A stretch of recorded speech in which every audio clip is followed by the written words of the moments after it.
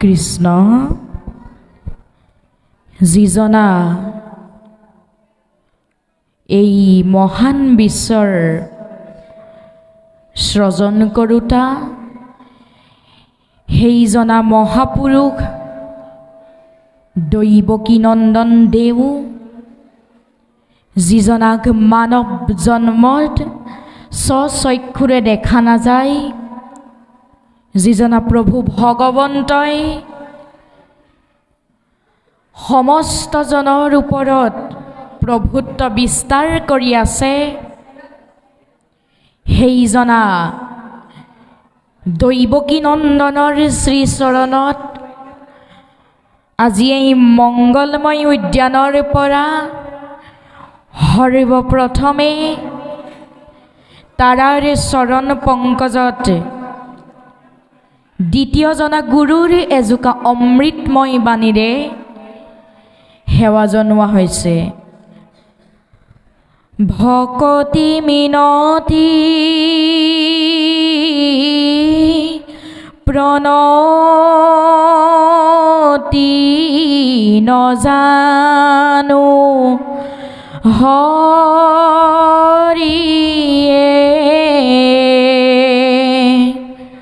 মুত পৰ জ্ঞান হুইনহি নমতি নাই ৰাম ৰাম। তুমি প্ৰভু কৃপা ৰখে সাগৰ হৰিয়ে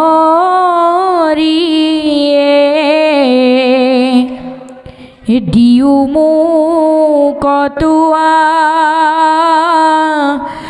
পদ ছায়াতলে ঠাই ৰাম ৰাম। দিও মুকটোৱা পদ ছায়াতলে ঠাই ৰাম ৰাম। কৃষ্ণ ইতিহাস প্ৰসিদ্ধ চুহুংমুং দিহিঙীয়া গাঁৱৰ বৰনামঘৰত অনুষ্ঠিত কৰা হৈছে শ্ৰীমদ ভাগৱতৰ পাঠ আৰু ব্যাখ্যা অনুষ্ঠান। এনে মহান জ্ঞানযজ্ঞৰ স্থানত আহি উপবিষ্ট হৈছেহি পৰম ভকত বৈষ্ণৱ সাধু গুৰু মহন্তসকল, পৰম পূজ্যবাদ পাঠাচাৰ্যসকল, পাঠকসকল, জয় জয়তে আপোনা হবে সমস্তজনৰ শ্ৰীচৰণত ভক্তি ভৰা সেৱা নিবেদন জনোৱা হৈছে। পৰম পূজ্যবাদ উদ্যোক্তা মণ্ডলী, বৈষ্ণৱ পণ্ডিত বাপ সমস্ত গংগাস্বৰূপা আইসকল, দেশৰ ধৰণী স্বৰূপ যুৱক যুৱতী, বন্ধু বান্ধৱী তথা শিশু ভকতসকল, আপোনা সমস্তই আমাক সুদূৰ শিৱসাগৰ জিলাৰ নামটি লোণপুৰীয়াৰ পৰা আমন্ত্ৰণ কৰি আনি যি মহান দায়িত্বভাগী অৰ্পণ কৰিছে, আমি সিমানৰ পাত্ৰ নহয়, তথাপিতো আপোনা সবৰ আশীৰ্বাদ, গুৰুজনাৰ শুভ দৃষ্টি, দৈৱকী নন্দন প্ৰভু ভগৱন্তৰ হয়তো কিবা এটা কৃপা আমাৰ দৰে অল্পমতী জীৱ আত্মাটো ইয়াত আহি উপস্থিত হ'বলগীয়া হৈছে। কোৱা হৈছে 28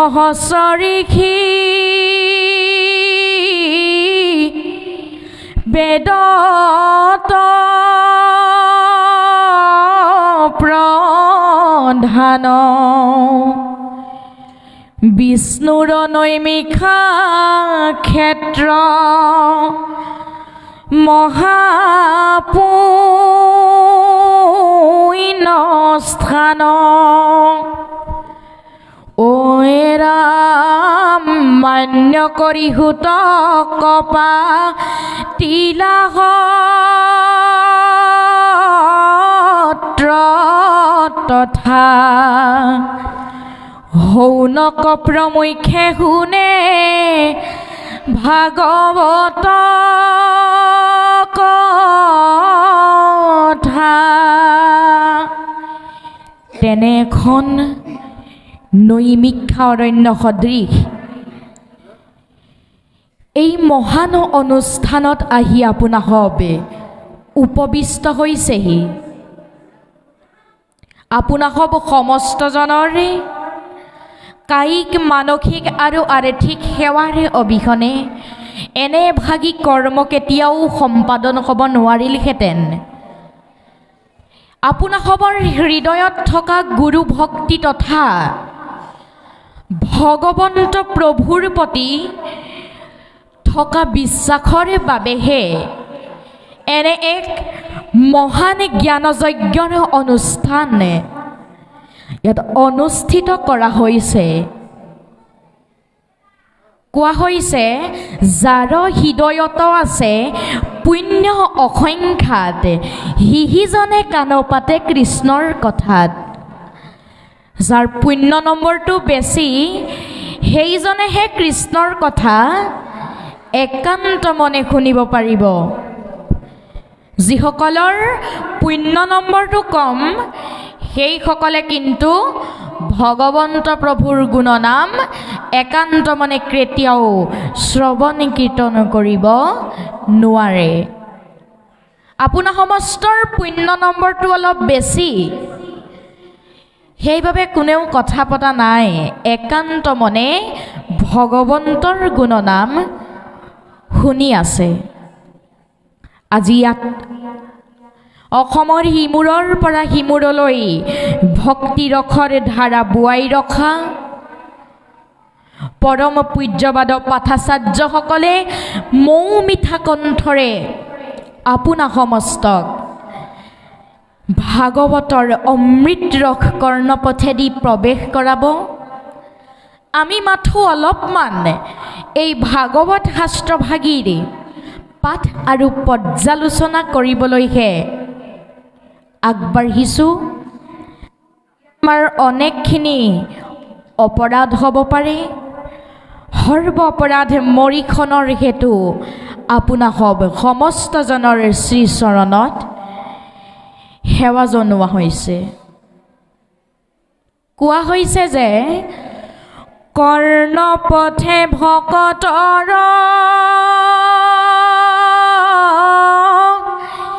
হিয়াত প্ৰৱেশ কৰি দুৰ্বাসনা হৰে সমস্তৰ যেহেন হৰত কালে জলৰজতে কমল স্বভাৱতে নিৰ্মল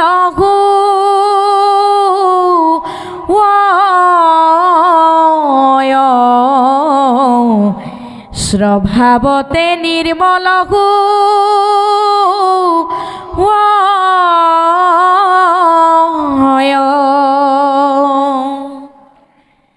আমাৰ কাণৰ পথটোৱে যদি ঈশ্বৰৰ নাম শুনো, তেনেহ'লে আমাৰ হৃদয়ত থকা ঈৰ্ষা অসূয়া তিৰস্কাৰ আদি ভাৱবিলাকৰ নিজে নিজেই পতন হ'ব। যেহেন শৰতকালে জলৰ যতে কমল স্বভাৱতে নিৰ্মল হুয়। আমাৰ গুৰুজনাই কলিৰ অল্পমতি মনুষ্যই বুজিব পৰাকৈ সহজভাৱে বিজ্ঞানসন্মত যুক্তি দাঙি ধৰিছে। যেহেন শৰৎ কালে জলৰ যতে কমল স্বভাৱতে নিৰ্মল হয়। শৰৎকালৰ আগমন হোৱাৰ লগে লগে নৈ বিল জান জুৰি পানীবিলাক আপোনা আপুনি পৰিষ্কাৰ হৈ পৰে। গৰুৰ খোজ এটাত থকা পানীকণো আপোনা আপুনি পৰিষ্কাৰ হৈ পৰে। ঠিক তেনেদৰে আমি যদি একান্ত মনে ঈশ্বৰৰ নাম লওঁ, শ্ৰৱণ কীৰ্তন কৰোঁ, তেনেহ'লে আমাৰ হৃদয়ত থকা অসূয়া অনীতি তিৰস্কাৰ হিংসা আদি ভাৱবিলাকৰ পতন ঘটিব। লোকশিল্পীসকলে গাই দিছে, নাম ললে নেহেৰাই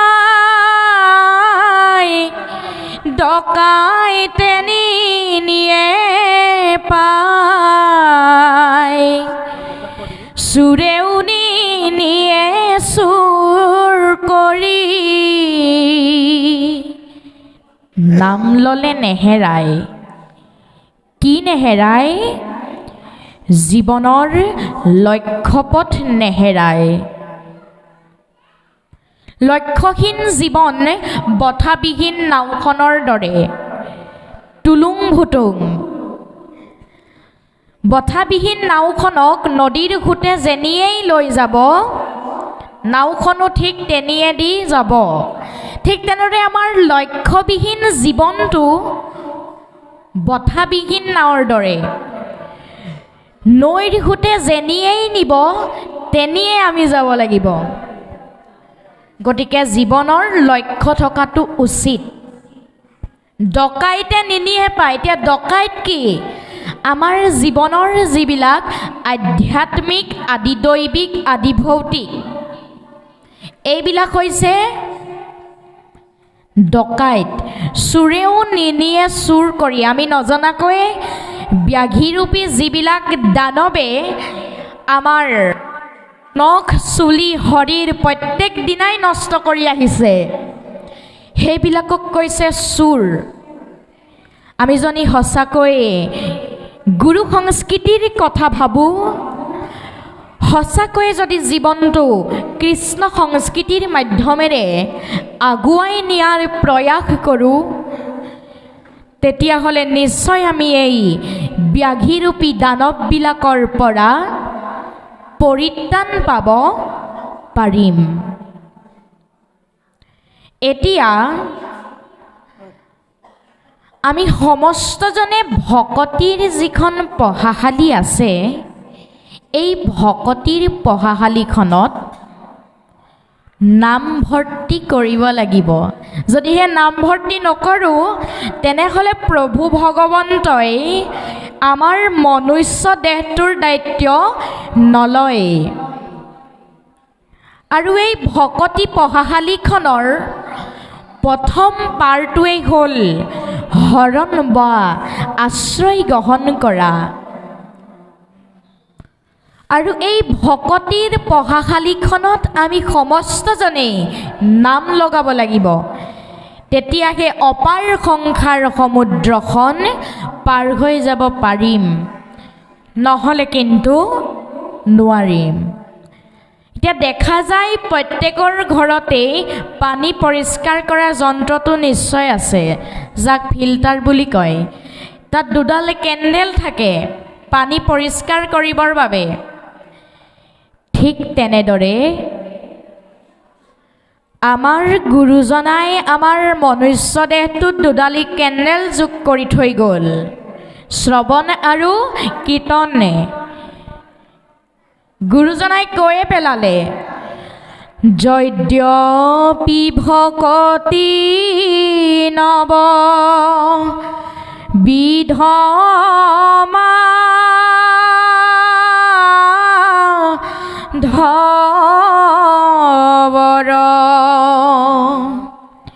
শ্ৰৱণ কীৰ্তন আতি মহাশ্ৰেষ্ঠ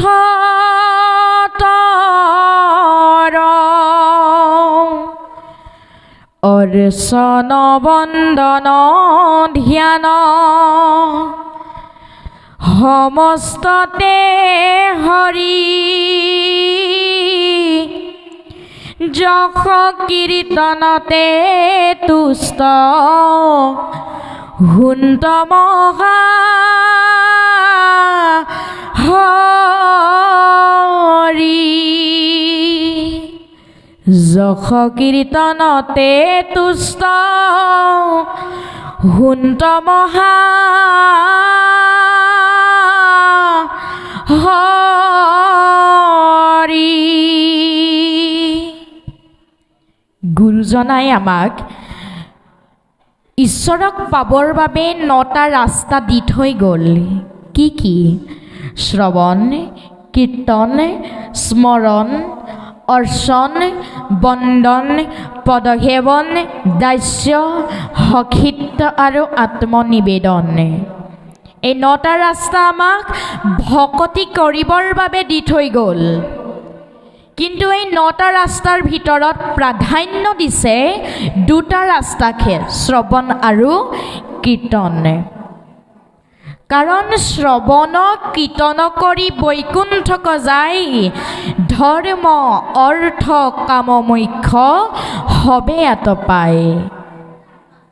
শ্ৰৱণ কীৰ্তন কৰিলেহে সেইজনা নিৰ্গুণ নিৰাকাৰ দৈৱকী নন্দন প্ৰভু ভগৱন্তক আমি লগ কৰিব পাৰিম, সাক্ষাৎ কৰিব পাৰিম, কেৱল মাত্ৰ শ্ৰৱণ কীৰ্তনৰ বাহিৰেহে। আকৌ কৈছে, এক ক্ষণ মানে যিটো শুনৈ কৃষ্ণ কথা, আৰবিনে আউৰ জীৱন যায় বৃথা। আজি ইয়াত উপবিষ্ট হোৱা সমস্তজনৰেই কাৰোবাৰ 15 বছৰ, কাৰোবাৰ 20 বছৰ, কাৰোবাৰ 30 বছৰ, কাৰোবাৰ 50 বছৰ, কাৰোবাৰ 60 বছৰ। এই সমস্ত বয়সৰ ভিতৰত যদি আমি আজিলৈকে ভগৱন্তৰ গুণনাম শুনাই নাই, কেৱল মাত্ৰ এক ক্ষণ মানে যিটো শুনৈ কৃষ্ণ কথা, আজি যে এক মুহূৰ্তৰ কাৰণে ঈশ্বৰৰ গুণনাম লোৱাৰ সোণালী সুযোগকণ পালোঁ, ঈশ্বৰৰ নাম যে শুনিলোঁ, আগতে যদি শুনাই নাই তেতিয়াহ'লে এইকণ সময় আমি এনেই পঠাই দিলোঁ। যদিহে আমি আগতে ঈশ্বৰৰ নাম শুনা নাই, মনুষ্য জন্ম দিছে ঈশ্বৰক ভক্তি কৰিবলৈহে। আমি আকৌ ঈশ্বৰক পালে বিষয় সুখৰহে বাঞ্ছা কৰোঁ। মনুষ্য জন্ম দিছে ঈশ্বৰ ভক্তি কৰিবলৈ, মনুষ্য জন্ম পাই হৰিক নভজিলে এই ভৱ নদীখন কেতিয়াও পাৰ হৈ যাব নোৱাৰোঁ। গীতাত পৰম আত্মাৰূপী প্ৰভু ভগৱন্তই জীৱ আত্মাৰূপী অৰ্জুনক নিজ মুখেৰে কৈছিল, অৰ্জুনক সম্বোধি বুলন্ত শ্ৰী হৰি কলিত বৈষ্ণৱে বিষ্ণু জানানিস্থ কৰি। হে সখী অৰ্জুন, হে পাৰ্থ, হে ধনঞ্জয়, তুমি এটা কথা সদায় মনত ৰাখিবা, কলিযুগত নৰেই ঈশ্বৰ ভকতেই ভগৱানে। এই কথাটো মনত ৰাখিহে তুমি কৰ্ম কৰিবা অৰ্জুন। অৰ্জুনক কোৱাৰ চলেৰে কিন্তু আমাক সমস্তকো প্ৰভু ভগৱন্তই এই উপদেশ ভাগি আমাক দি থৈ গ'ল, নহয়নে বাৰু? গতিকে আমি সমস্তজনে এই কথাৰ মাধ্যমেৰে আগুৱাই গ'লেহে আমি সংসাৰ তৰণৰ পথটো আচলতে বিচাৰি পাম। এতিয়া ভাগৱতৰ মংগলাচৰণৰ প্ৰথম শ্লোক ভাগত কি আছে বাৰু? প্ৰথম শ্লোক ভাগৰ আৰম্ভণিতেই আছে জন্মোদস্য, তাৰমানে সৰ্ব কাৰণৰো কাৰণ যিজন প্ৰভু ভগৱন্তই সমস্ত জগতখনৰ স্বজন কৰোঁতা, পালন কৰোঁতা, নাশ কৰোঁতা সেইজনা প্ৰভু ভগৱন্তৰ নাম ভাগৱতৰ মংগলাচৰণৰ প্ৰথম শ্লোক ভাগিতেই বৰ্ণনা কৰা আছে, জন্মোদস্য। এতিয়া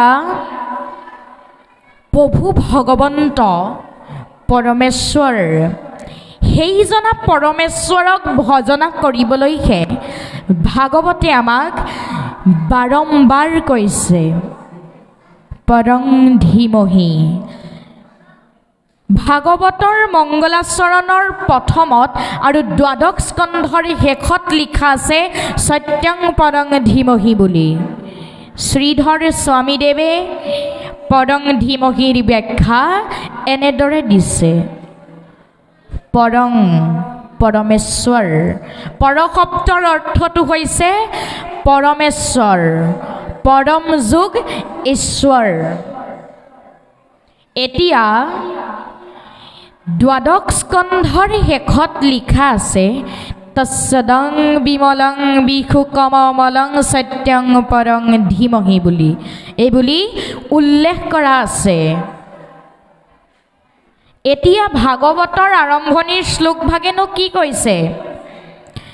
জন্মোদস্য, যিজনা প্ৰভু ভগৱন্ত সৰ্ব কাৰণৰো কাৰণে, যিজনা প্ৰভু ভগৱন্তই নিজৰ লীলা চৰিত্ৰসমূহ প্ৰচাৰ কৰিবৰ বাবে জন্মগ্ৰহণ কৰিছিল, অম্বয়াত গমন কৰিছিল, অৰ্থেষু অভিজ্ঞ, সেইজনা প্ৰভু ভগৱন্ত সমস্ত কাৰ্যতে পাৰ্গত আছিল, সেইজনা দৈৱকী নন্দকহে আমি ভজনা কৰিব লাগে। তেনে ব্ৰহ্ম হৃদাজ আদি কৱে মুখ্যন্তি সৎসুৰয়, যিজনা প্ৰভু ভগৱন্তই ব্ৰহ্মাক মুগ্ধ কৰিবৰ বাবে ব্ৰহ্মাই চুৰি কৰি নিয়া গো বৎস আৰু গোপবালকসকলক পুনৰ নিজৰ মায়াই সৃষ্টি কৰি সেইসকলৰ লগত লীলা কৰিছিল। মুখ্যন্তি, মুখ্যন্তি মানে কি? শিৱ, নাৰদ, ইন্দ্ৰ আদি দেৱ দেৱতাসকল যিজনা প্ৰভুৰ প্ৰেমত মতলীয়া হৈছিল।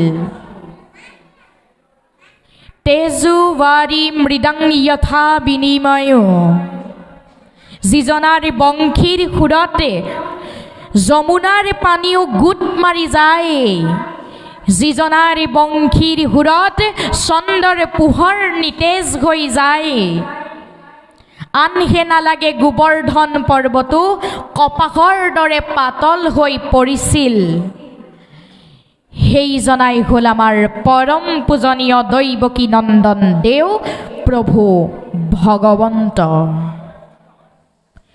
নিগম কল্পতৰু গলিতং ফলং হুকমুখাদমৃত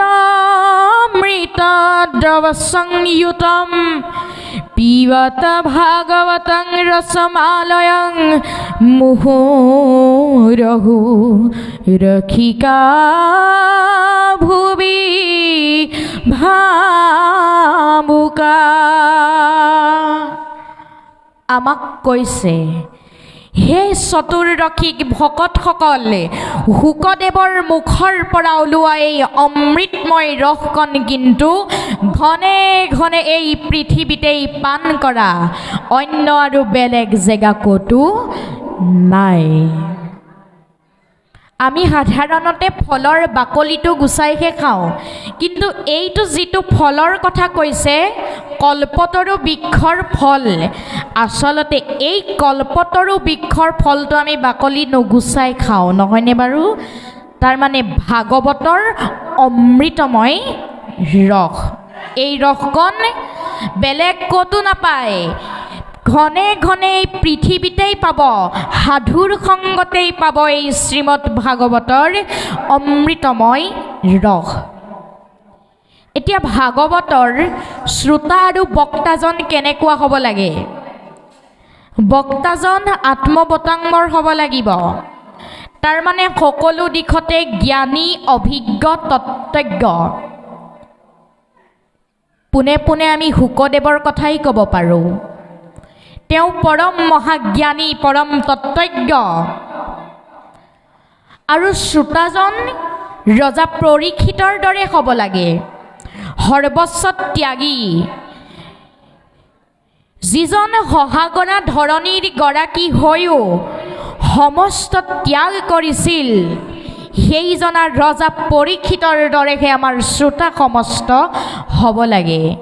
এনেই আকৌ আমি ত্যাগী ত্যাগী বুলি কৈ থাকিলে হ'ব জানো? নহ'ব।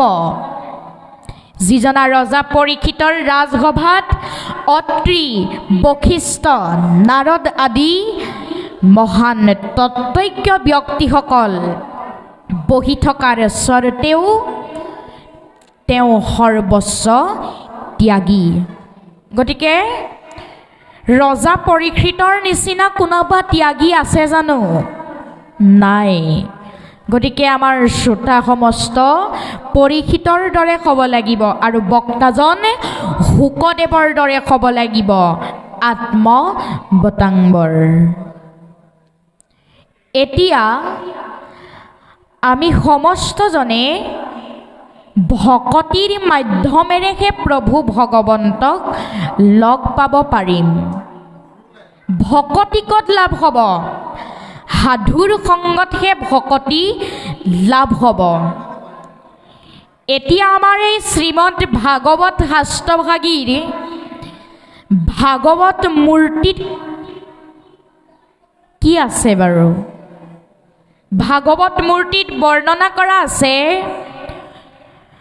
প্ৰথম দ্বিতীয় স্কন্ধে শৰণ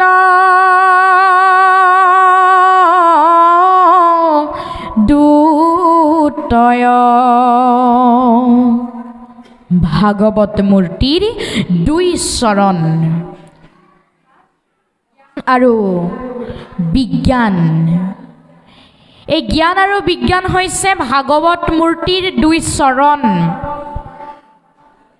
আৰু এই চৰণ কমলক ধৰি ৰাখিবৰ বাবে তৃতীয় চতুৰ্থে যাৰ ভয়ায়ুৰুদয়।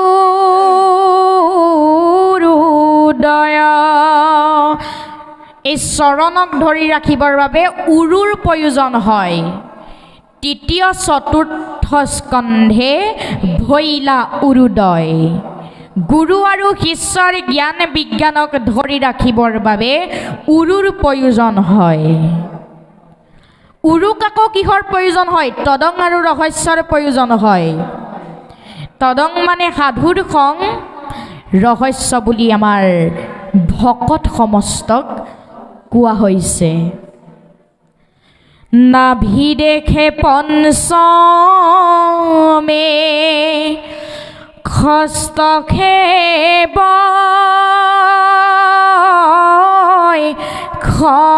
খস্থল। নাভি, নাভি মানে গুণ।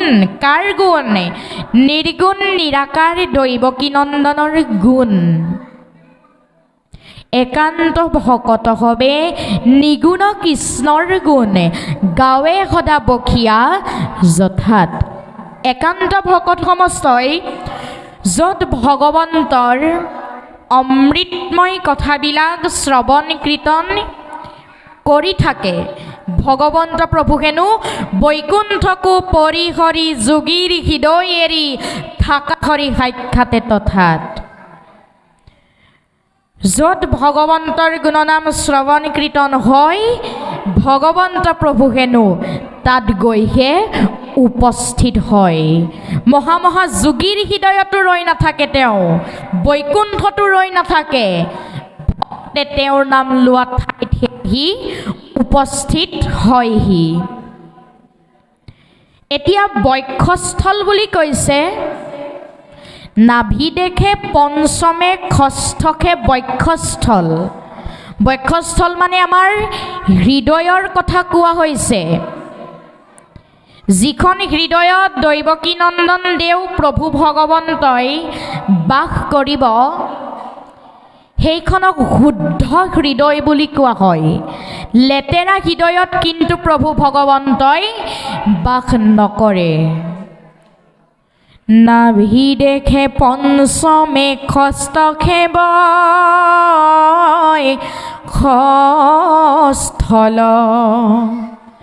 সপ্তমে অষ্টমে কৰ কমল,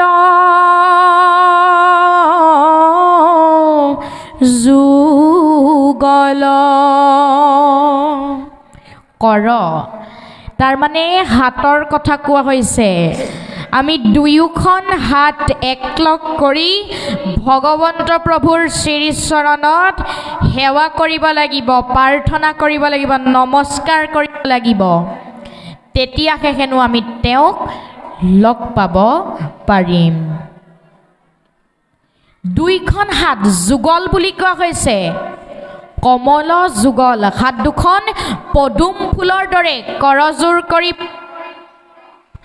ভজনা কৰিব লাগিব।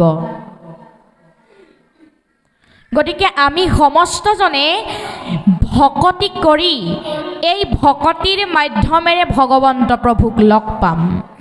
এতিয়া সেৱা কৰিলে কি কষ্ট লাভ কৰিব আপোনাৰ সমস্তই? যদি ভগৱন্তক পূজা অৰ্চনা কৰে কি কষ্ট লাভ কৰিব? সেৱা কৰাৰ কষ্ট লাভ কৰিব। হস্ত মানে হাত, আৰু সেই হাত দুখনে তেৰাৰ চৰণ কমলত আমি সমস্তজনে সেৱা প্ৰাৰ্থনা কৰিব লাগিব। কণ্ঠ দেখে নৱমেদ খমে যা ৰতুণ্ড, একাদশে ললাট দ্বাদশে ভৈলা মুণ্ড।